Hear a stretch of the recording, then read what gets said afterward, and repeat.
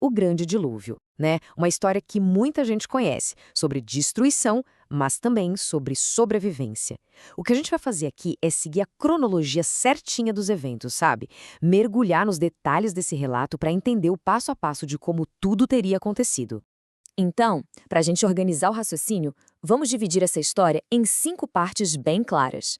Primeiro, a ordem final, que é onde tudo começa. Depois, a gente entra na contagem regressiva, aquele momento de tensão. Aí vem o dilúvio se inicia, quando as águas chegam. Em seguida, o mundo submerso, o auge do evento. E, por fim, vamos ver quem foram os únicos sobreviventes. Bom, vamos lá. É interessante pensar que essa história toda não começa com uma gota de chuva, não. Ela começa bem antes, como uma série de instruções. Instruções bem específicas e, claro, muito urgentes. O ponto de partida é exatamente este: uma ordem direta para Noé. E o motivo fica bem claro, né? A razão da escolha dele é de estar ali na lata, porque ele era considerado justo. Basicamente, um ponto de integridade no meio de toda uma geração. E a missão era muito maior do que só salvar a família, né? Era sobre preservar a vida animal do planeta inteiro. E as instruções para isso eram super detalhadas. Havia essa distinção, olha só, entre animais puros e impuros. E isso definia quantos de cada um iriam para a arca. Tudo para garantir que a vida pudesse continuar depois. E então vem o aviso final. A ordem se completa com um prazo, um cronograma bem definido e uma declaração de intenção que, nossa, não poderia ser mais direta. 7 dias, 40 dias e 40 noites de chuva, e o objetivo, eliminar tudo da face da Terra. A partir daqui, o relógio começa a contar. Então, a gente entra naquela segunda fase. A ordem foi dada, o prazo foi estabelecido, e aí começa uma semana de espera. Dá para imaginar? É aquele período super crítico, aquela calma cheia de tensão bem antes da tempestade. O relato faz questão de registrar o tempo com uma precisão impressionante. Noé tinha 600 anos. Pensa só, 600 anos de idade, quando as águas do dilúvio finalmente vieram. É um marco que dá uma dimensão da jornada de vida dele até aquele momento, né? E esse foi o tempo final de espera, 7 dias. Uma semana inteira se passou entre a última ordem e o começo da inundação. Uma semana para colocar tudo e todos para dentro da arca e, bom, esperar pelo que era inevitável. E o texto é bem claro sobre quem exatamente se salvou ali. Era Noé, sua esposa, seus 3 filhos, Sem, Cã e Jafé, e as esposas deles. No total, 8 pessoas. Apenas 8 pessoas com a responsabilidade de, basicamente, recomeçar a humanidade. E aí vem um detalhe que é, nossa, muito poderoso. Depois que todo mundo estava dentro, o texto diz que a porta foi fechada por fora. É um detalhe simples, mas que mostra que o momento era definitivo. O destino estava selado.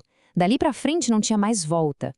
Ok, com todo mundo seguro lá dentro, o mundo do lado de fora começa, literalmente, a se desfazer. E a forma como o relato descreve o início de tudo é com uma imagem muito forte, muito específica. A gente costuma pensar só na chuva, né? Mas a narrativa descreve um evento em 2 frentes. A água não vinha só de cima, das comportas dos céus. Ela também jorrava de baixo, dos mananciais das vastas águas profundas. Imagina a cena, uma inundação vindo de cima e de baixo, ao mesmo tempo. E a progressão desse dilúvio foi simplesmente implacável.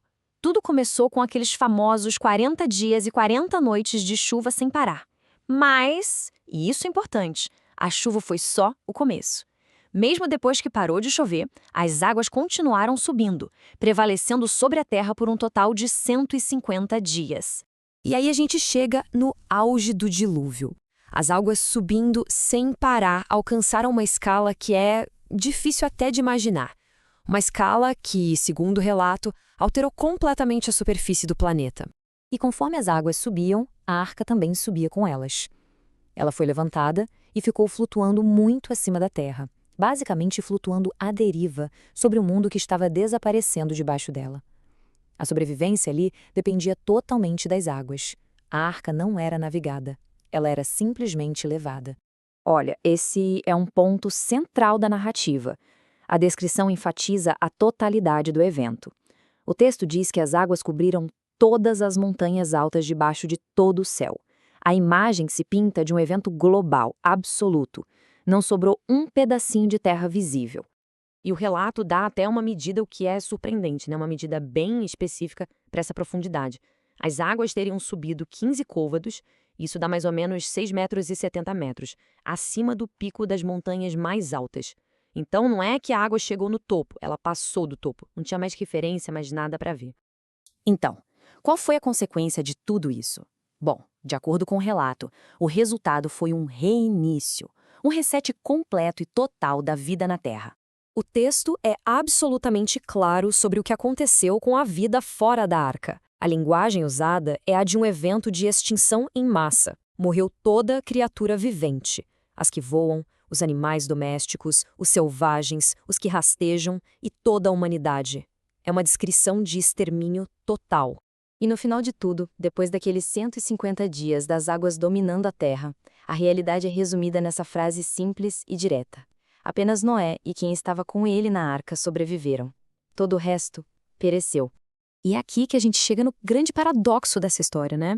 Fica a pergunta como é que uma narrativa de aniquilação tão completa se transforma ao mesmo tempo numa história sobre um novo começo. Parece que a destruição total foi o que abriu o caminho para o mundo renascer. Tudo a partir daquele único grupo de sobreviventes.